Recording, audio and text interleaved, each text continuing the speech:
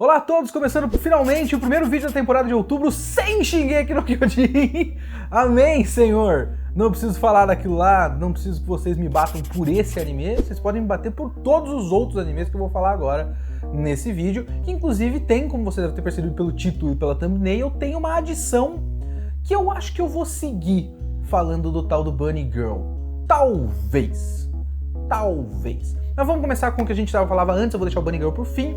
Então vocês sabem que tem um índice aqui na descrição do vídeo e sempre eu coloco no primeiro comentário. Você pode mudar pro tempo que você quiser, se você não estiver assistindo todos os animes, fique à vontade. Bunny Girl será o último.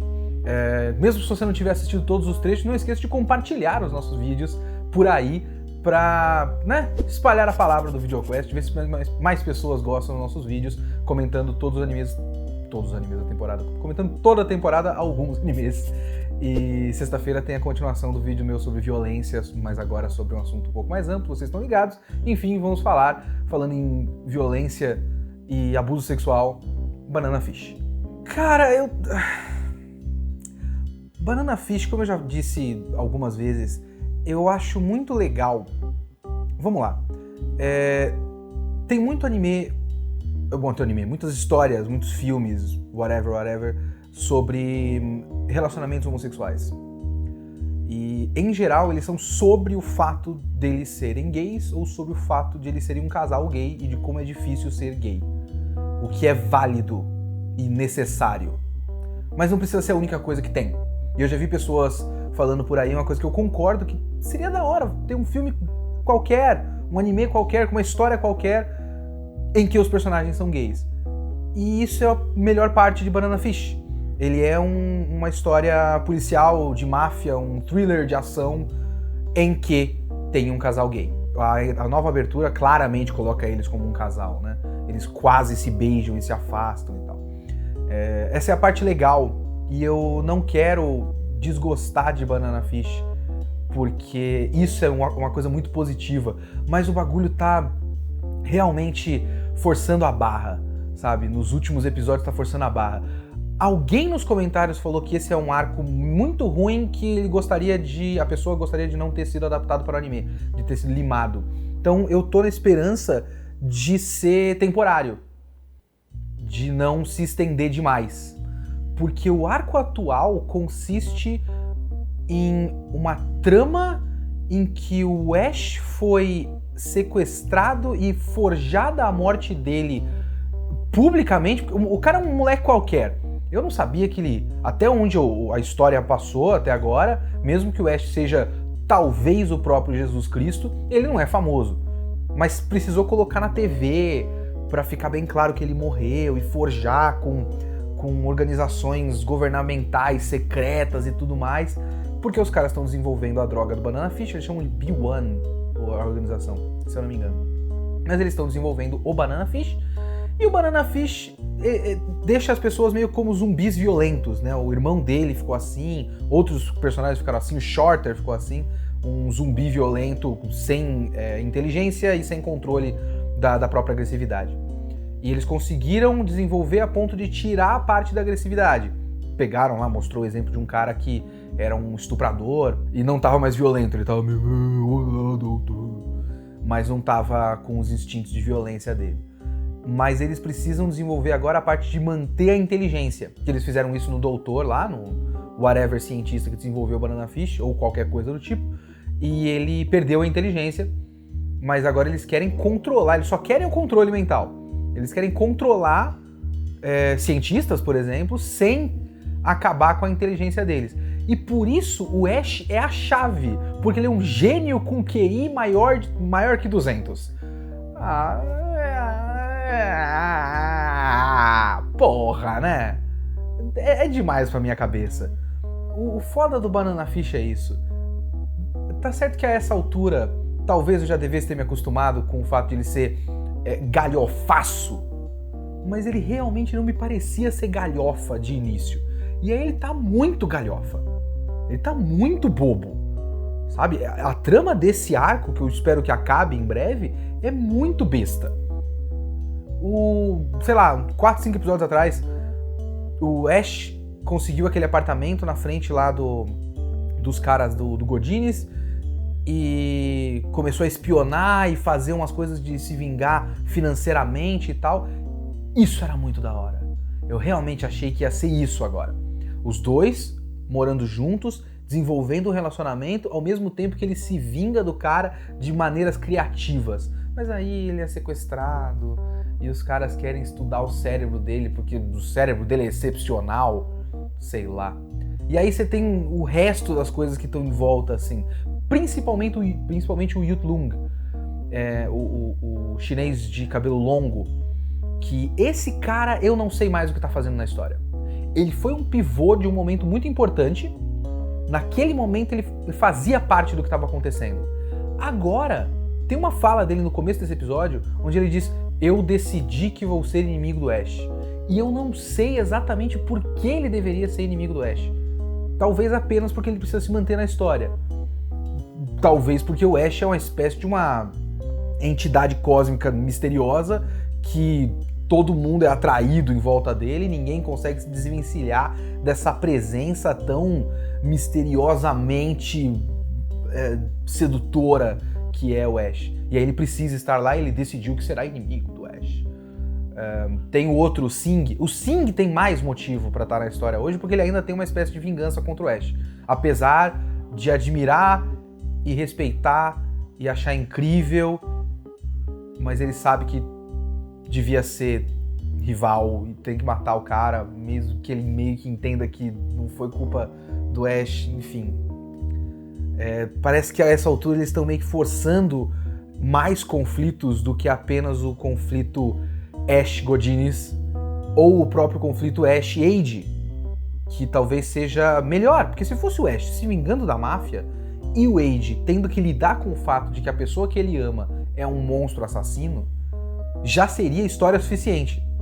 É isso que é foda. Quando você vê que tem uma saída simples, mais interessante, mais dramaticamente e sentimentalmente interessante, e aí a história resolve ser grande, sem necessidade de ser grande. Esse negócio realmente me irrita. Esse episódio de Banana Fish, junto com o episódio passado, realmente estão me irritando.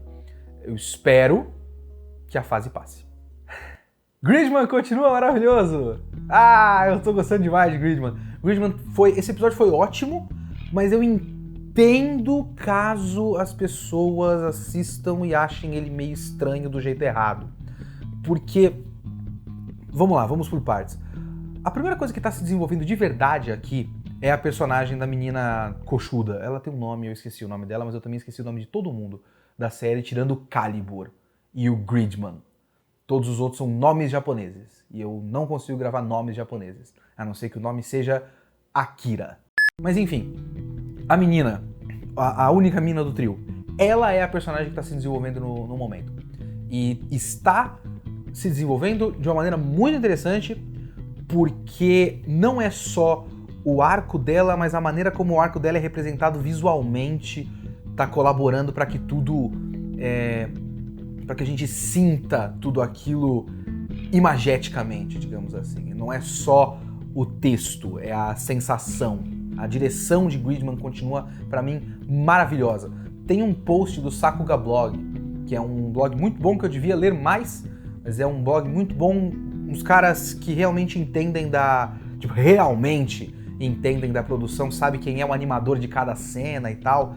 Inclusive eles falaram no episódio, sobre o episódio 1 e 2, que teve um cara que fez umas pontinhas numas cenas que eu tinha reparado que tinha uma animação ligeiramente diferente.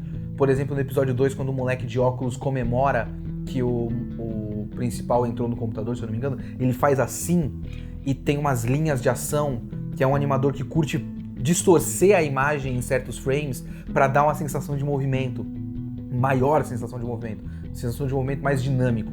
Então ele teve algumas cenas nos episódios 1 e 2 e eu acho que ele foi o principal animador desse episódio 3 e fica aparente, por exemplo, na cena onde o Calibur aparece do nada pela janela e pega todo mundo e salta. Pra começo de conversa, eu adoro essa cena, a cena é maravilhosa. O Calibur é um personagem muito da hora também. Quando ele fica entrando nos lugares, ele bate com as espadas. É só piada chaves, idiota, que eu amei. Mas enfim, a animação, para começo de conversa, está muito boa, né? A direção, a edição é muito dinâmica, ao mesmo tempo que ela consegue ficar contida e trabalhar muito mais com uns planos chapados para você ter uma sensação de marasmo, assim. Tem um trabalho muito forte de passar as sensações dos personagens através da edição, né? Mas a personagem da menina do grupo, ela é uma personagem que o arco todo dela no momento é essa dificuldade de comunicação, a dificuldade de se abrir para as pessoas. Então você tem esse episódio que é sobre ela, basicamente, que já abre naquela chuva e meio que passa por toda a história, pelo menos a primeira metade do episódio, é uma chuva muito forte. Uma chuva muito forte não, uma chuva que permeia toda a sensação do episódio. Se antes tinha aquela cigarra que fazia com que todo mundo ficasse oprimido e sem saída, agora você tem a chuva para que essa personagem se isole. E o isolamento dela é o tema, e também é o tema de muitos enquadramentos lindos. No próprio post lá do Sakuga Blog, os caras falam de umas cenas do episódio 1 e 2 que mostram que essa personagem é sempre enquadrada separada dos personagens. Ou ela tá afastada deles, ou tem uma barreira entre eles. E esse episódio é um episódio todo calcado na dificuldade de comunicação dela, e tem um momento onde o Gridman perde, eu já vou voltar nisso, eu espero que eu lembre, e tem um enquadramento que eu acho tão genial, que só sobrou ela e o moleque de óculos. E os dois são enquadrados separados, virados um de costas pro outro, e refletidos em espelhos, cada um em seu espelho. Então eles já estão em mundos completamente diferentes, porque você tem lá as coisas em cima da mesa que tem os espelhinhos, e eles estão em mundos separados. Só que ela tá num espelho quadrado com moldura, e ele tá num espelho oval sem moldura. Então tem uma diferença crucial nessa imagem, que é, o cara tá numa imagem mais arredondada, que parece mais flexível e talvez mais aberta, e não tem a moldura. Existe até uma vontade de se expandir daquele mundo, evidenciada pela escolha do espelho sem moldura. Ela tá num espelho quadrado restritivo com moldura completamente separado do mundo. Ela realmente está isolada. Então é uma ideia visual muito inteligente. E a falta de comunicação é o motivo da derrota do Gridman, porque o cara de óculos supõe que, de repente, se o Gridman é operado, digamos assim, por um ser humano, e a espada do Gridman é um cara que entrou no computador, por que os kaijus também não são pessoas, não é? E aí o moleque que opera o Gridman, Yuta, ele fica bolado com isso, fala, eu não posso matar um ser humano. E não rola mais comunicação do que isso. Ele joga essa ideia, ele não desenvolve, o outro não debate, coisas acontecem, eles não se comunicam. Na hora da luta, o moleque de óculos não fala que falou isso para a menina, então eles não se comunicam e o Gridman perde. E aí quando o Gridman perde, eles não se comunicam mais, porque eles simplesmente supõem que o moleque morreu. Sendo que era muito fácil simplesmente falar com ele, dando eco daquela cena em que o Yuta liga pra menina e a menina não atende. Então ela estava se fechando, e aí quando mais precisou de comunicação, ela ficou com medo de se comunicar, e eles, nesse problema de comunicação deles, a operação Gridman não foi pra frente. Sendo que poderia simplesmente ter comunicado e falou, você está aí? Eles vão na porta do cara. E ela fala que não, ou ele fala que não. Enfim, alguém fala que não. E que eles não podem, vamos deixar pra lá, não quero bater, não quero saber se ele tá aí ou não. E ele tava! Era só ter batido na porta, era só ter ligado pra ele. Então tudo no episódio foi coeso com o tema interno do isolamento e da dificuldade de comunicação e da dificuldade de se abrir dessa menina. Também fica mais interessante quando você vê que a direção do cara... Eu tô acreditando e concordando mais uma vez com as palavras do Sakuga Blog. Leiam o post, eu recomendei no Twitter outro dia, realmente é um post muito bom. Que a direção do maluco realmente tem ecos de Hideaki Anno, e o Hideaki Anno é um cara que trabalha com planos longos, com trabalhar com a sensação de um certo marasmo e de uma certa falta de escolha e dos personagens, você sentiu o desconforto de certos momentos, assim como os personagens estão sentindo. E um dos temas do Evangelion é o problema de a falta de comunicação e a dificuldade de se abrir para os outros. Então, realmente, tudo ali casa e foi um episódio muito bom. Mas, como eu disse, eu entendo caso a pessoa ache esse episódio esquisito, porque até por conta do episódio ser sobre falta de comunicação, algumas coisas às vezes ficaram um pouco mal comunicadas. E ele melhorou o episódio depois que eu pensei melhor nele. Mas enquanto eu tava assistindo, eu achei muito esquisito. Porque ficou com aquela derrota, e aí de repente o Gridman só volta. E eu, mas peraí, ele só voltou? Que coisa esquisita. Você tem aquele momento de, porra, mas era só eles terem ligado pra ele? Ou ele ter falado com ela? Não era mais fácil só se falar e tal? Aí você para pra pensar aí, sim, era mais fácil eles terem se falado, mas eles não se falaram. É disso que o episódio está falando. Então, eu entendo se não tivesse sido muito bem comunicado, se parecer esquisito pra alguém, mas eu achei um episódio ótimo e Gridman continua sendo ótimo. Deixa eu só, agora que eu vi ali que tá aparecendo a mocinha, ainda precisa desenvolver mais essa mocinha, mas agora ela criou um kaiju e ela fala pro moleque kaiju que ele é um kaiju e não um humano, mas o moleque claramente gostaria de ser, ou acredita ser, ou acreditava ser um humano, e essa relação tá muito estranha. Essa menina, ela tem muitos problemas com todo mundo à volta dela, tudo que ela tá fazendo é uma espécie de vingança para o mundo, contra o mundo, e talvez a questão desse moleque kaiju seja muito, provavelmente vai ser uma questão muito importante, porque ela criou uma vida que ela tá desprezando, mas aparentemente ela despreza todo o resto. Então tem uma certa ironia que pode estar acontecendo ali, mas vamos aguardar, não tem muitos elementos ainda. Mas enfim, mais uma vez, Gridman, foda. Ha! Cara, eu acho que esse foi o episódio que eu mais gostei desse Jojo Parte 5 até agora. Porque realmente foi uma daquelas coisas Jojo, assim, de... É uma trama episódica, mas é um desafio tão esquisito, tão bizarro, que realmente te prende porque você quer saber até que ponto aquele negócio vai. Eu vou dizer que a minha única decepção com esse episódio foi o fato de que o desafio realmente tinha a ver com o stand. Porque na minha cabeça, no momento que o Giorno cogitou a ideia do isqueiro ser o stand ou ter a ver com o stand, eu pensei, provavelmente mas eu quero ser surpreendido e isso não ter nada a ver com stand nenhum. Porque na minha cabeça seria até mais interessante se não fosse um teste. Se não fosse importante o teste em si, e sim o terrorismo psicológico do cara. Porque o cara dá um isqueiro e logo pra sair daquele lugar já é um problema, porque ele passou um objeto e não era permitido, né, passar o objeto um pro outro. Então o desafio era o quanto... Eu fiquei pensando nisso aí.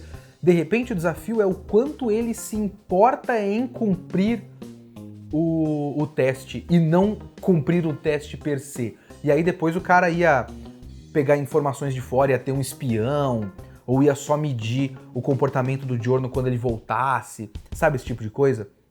De olhar pro cara e falar, beleza, tanto faz se você conseguiu manter aceso ou não, não é um teste físico, é só pra saber o quanto você vai ser leal mesmo, o quanto você obedece, o quanto você se importa com as minhas ordens.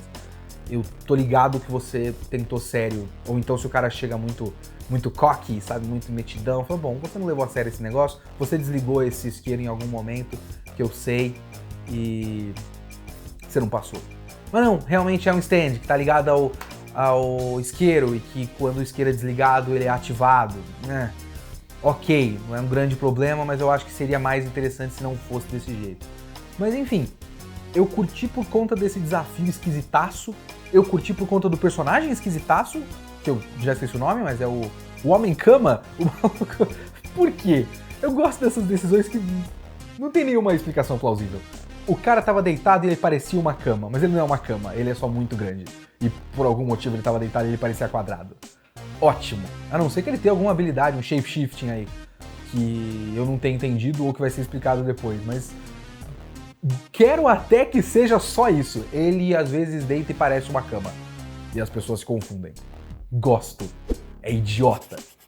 Mas toda a cena, que é uma tentativa até meio frustrada de fazer um Silêncio dos Inocentes ali, mas eu vou permitir.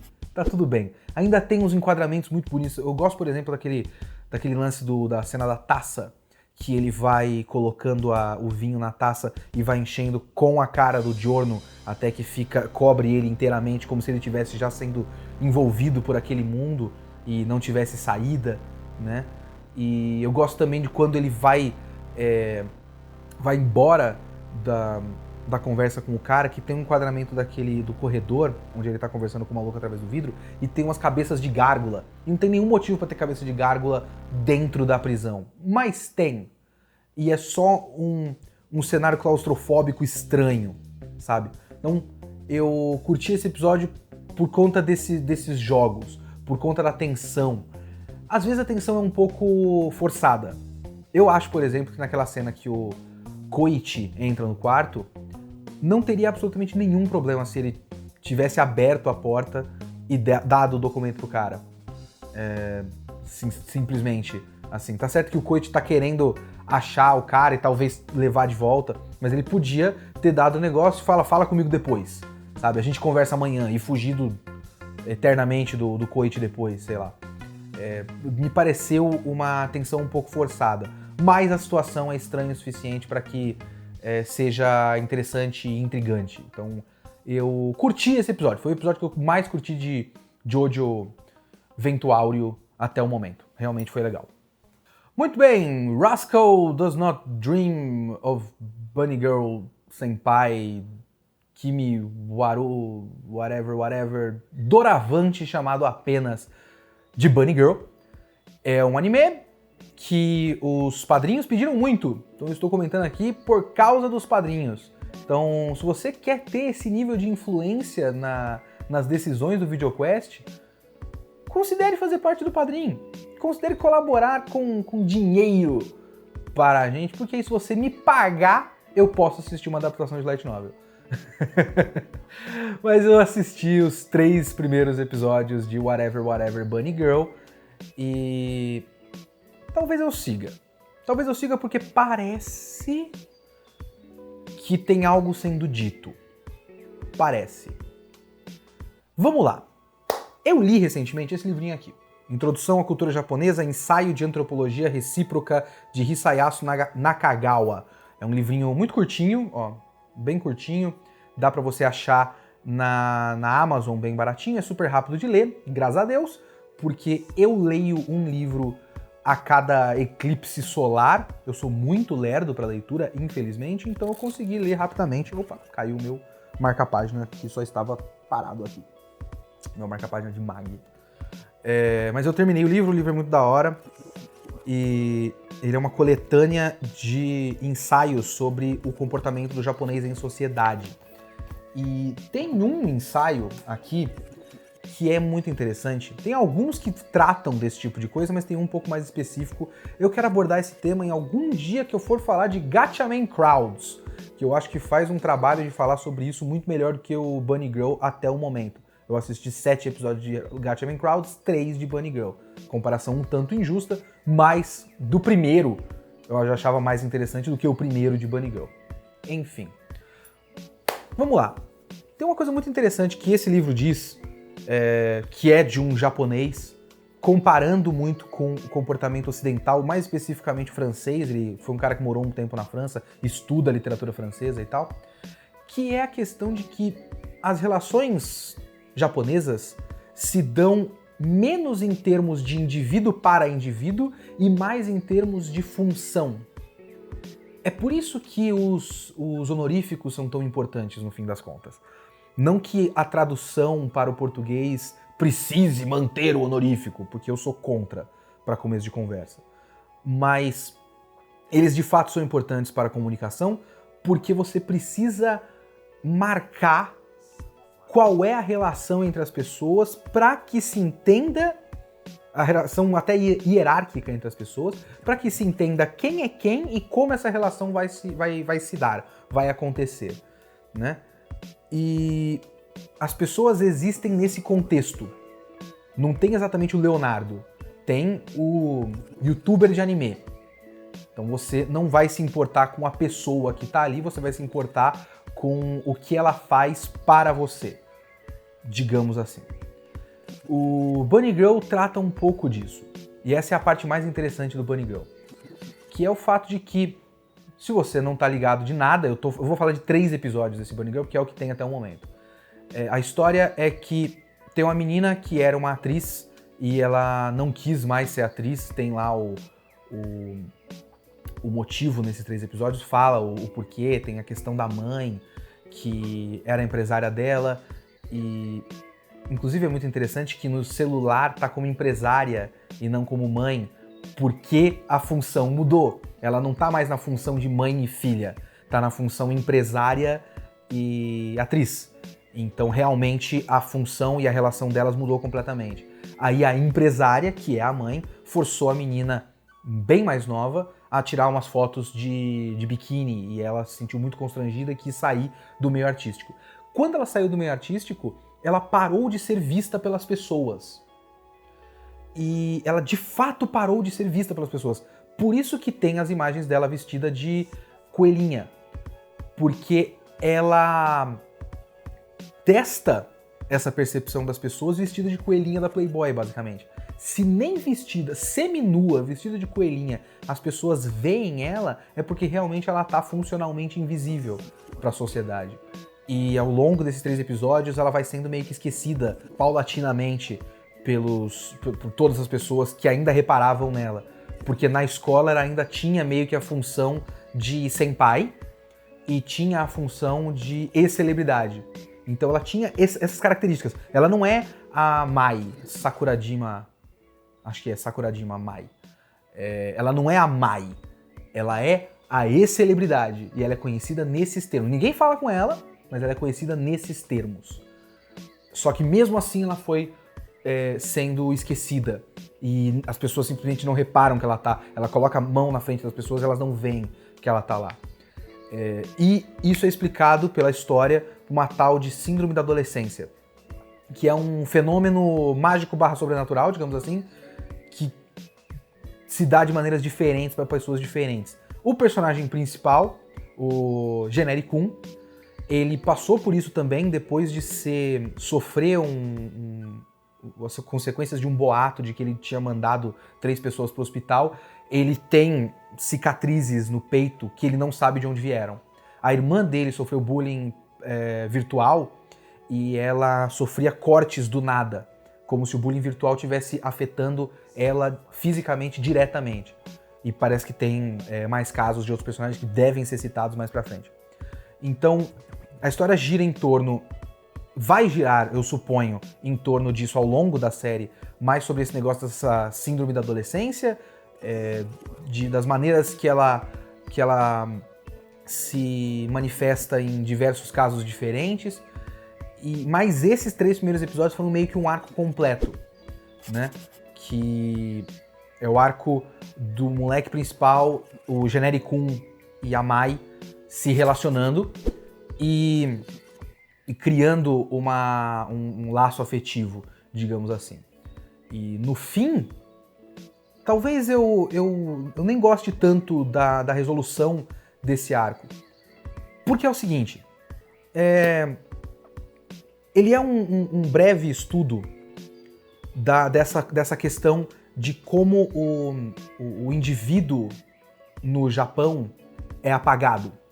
Então você tem que se encaixar em algum lugar ali para você ser considerado como se você existisse. Tem toda a história do gato de Schrödinger, tem essa questão do se algo existe, sabe aquela velha, como é que eu posso dizer, aquela velha metáfora do se uma árvore cai no meio da floresta e ninguém ouviu, ela caiu de verdade ou não, que supõe que uma coisa só exista uma coisa só existe caso ela seja notada. E aparentemente, sim, no caso da Mai, ela deixa meio que de existir porque ela não tá sendo notada por ninguém.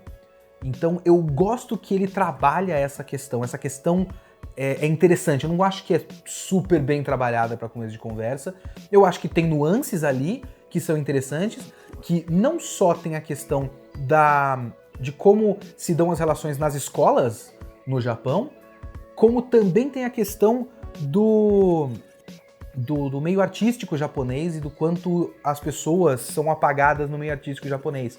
Como a pessoa não é permitida que ela tenha uma vida, se não for uma vida dedicada a agradar os fãs. A gente vê caso de idol, a mina que raspou o cabelo porque foi vista com um homem, por exemplo. Ela não pode ter uma vida fora disso, porque ela tem que dedicar a vida aos fãs. Então ela tem que pedir desculpa por ter uma vida fora do meio artístico. E aí quando ela sai do meio artístico, ela fica literalmente invisível. Então a metáfora é muito interessante, tanto nesse âmbito do meio artístico, quanto no âmbito das relações humanas ali no Japão. Não acho que é super desenvolvido, mas são coisas citadas ali. Eu curto isso. Eu não curto muito a conclusão disso, por enquanto, porque o que ele faz é forçar a menina no terceiro episódio a existir para o mundo em termos de ela ser essa menina que passou vergonha com o moleque principal apaixonado. Então ela não vai ser a Mai. A minha interpretação desse momento foi essa, assim. Eu fico com a sensação de que ele não solucionou o problema. Ele não fez com que ela virasse um indivíduo. Ele fez com que ela virasse a namorada do moleque do incidente da hospitalização que passou vergonha com o cara gritando que estava apaixonado por ela. Então ela continua, ele criou uma função para ela. De certa forma, é a única maneira de você existir no Japão, aparentemente. Então ele criou uma função para ela, então ela existe com essa função. Então isso, ao que parece, é a única saída, mas eu não acho uma saída positiva. Mas eu sou um ocidental. Eu não estou lá, então talvez isso seja muito positivo para quem tá vendo de lá. Daqui só parece estranho, parece errado, digamos assim. Mas, mais uma vez, julgamento de um ocidental. Que a gente valoriza muito o indivíduo por aqui, e talvez a valorização do indivíduo aqui também tenha, com certeza tem, muitas consequências negativas. Lá é o exato oposto e tem toda uma série de outras consequências negativas. Então isso é o que me interessa em Bunny Girl, caso seja abordado mais e melhor. Porque aí você tem a questão de como essa questão é apresentada. E, assim, como eu disse pra vocês, eu li esse pequeno livrinho, Introdução à Cultura Japonesa, Ensaio de Antropologia Recíproca. O ensaio que eu citei aqui sobre a questão da individualidade, das funções que as pessoas têm umas com as outras e tudo mais, todos os ensaios daqui são super curtos e esse deve ter umas 4 páginas. Eu prefiro ler essas mesmas 4 páginas toda semana do que assistir Bunny Girl. Porque não tem absolutamente nada de interessante como narrativa, como anime, como história sendo contada. Tem uma teoria interessante, um postulado interessante ali que foi jogado pra gente, falou, ó, nós vamos falar sobre isso. Mas fala sobre isso da maneira mais desinteressante possível. É uma produção absolutamente genérica. Um dos primeiros sinais dessa produção absolutamente genérica é o design de personagem, que ele me dá uma sensação, sabe quando você tem aquele panorama de cena de sala de escola em anime, e aí tem um personagem de cabelo rosa e todo mundo de cabelo castanho, e você fala, adivinha quem é o personagem principal? É como se Bunny Girl não tivesse esse personagem principal, e todos os personagens são desenhados como background. O personagem principal, Generic 1, e o amigo dele, Generic 2, são iguais. O cara é ligeiramente mais alto, o tom de pele ligeiramente diferente, a cor de cabelo é ligeiramente diferente. Mas é muito pouquinho. E tá, obviamente dá pra você diferenciar depois que você olha direito. Óbvio que dá, eu não sou um idiota. Mas é só estúpido do ponto de vista do design. É só imbecil. Põe esse cara com óculos. Põe esse cara com cabelo penteado pra direita, lambido, jogado pra trás, um pouco mais longo. Qualquer coisa. Para que os personagens se destaquem em algum nível. A menina principal é a menina de anime. Ela tem franja e cabelo longo. Absolutamente sem graça. Ela tem a parte interessante dela é a parte de design, né? É o negócio de ela estar vestida de coelhinha da Playboy, mas ela faz isso em uma cena. No começo do primeiro episódio. Então, né? Então, é absolutamente desinteressante do visual, da direção. Eu acho que tem um problema muito grave com esses personagens. Inclusive, como eu disse, esses 3 primeiros episódios são quase como se fosse um filme. Na verdade, ele me lembrou um filme em específico. Ele me lembrou Your Name. E ele tem nenhuma das qualidades e alguns dos piores defeitos de Your Name. Porque enquanto Your Name engana você com um visual simplesmente maravilhoso, que eu já falei a gente tem um videoquest de Your Name, se você quiser me odiar sobre Your Name, você vai lá naquele videoquest e xinga naquele vídeo, por favor. Mas ele é lindo, maravilhoso. Makoto Shinkai realmente sabe o que faz ali dentro do objetivo dele.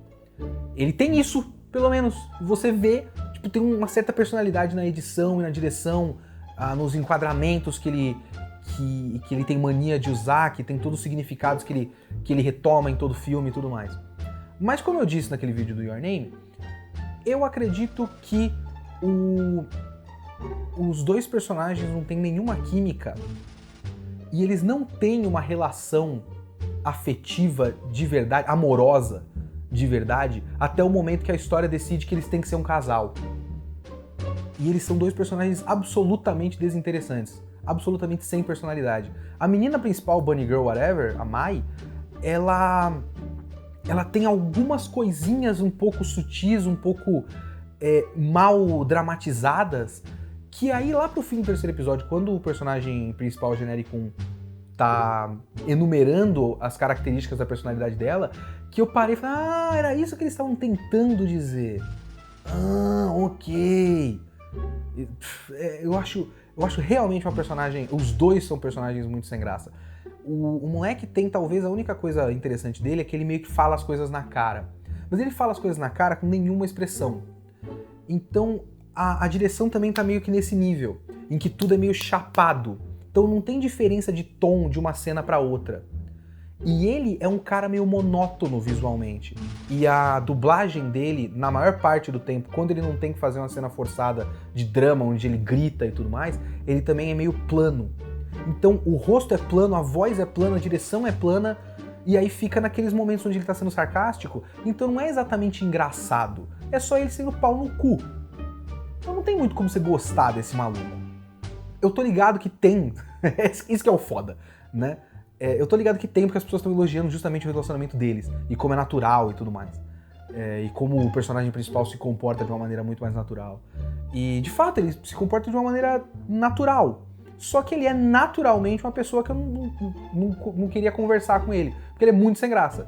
Então, ele não tem carisma, ela tem um plot point interessante, mas não tem exatamente um carisma. Eles têm aquele... É meio que um interesse mútuo, porque ele vê a mina. E ele também sofreu com um certo distanciamento do resto das pessoas, então eles têm uma certa identificação. Mas me pareceu por um bom tempo uma identificação quase de uma curiosidade, digamos assim, até que eles se amam. Eles se amam? Quando? Sabe, esse foi o meu problema com essa história, que é basicamente o que acontece com Your Name pra mim.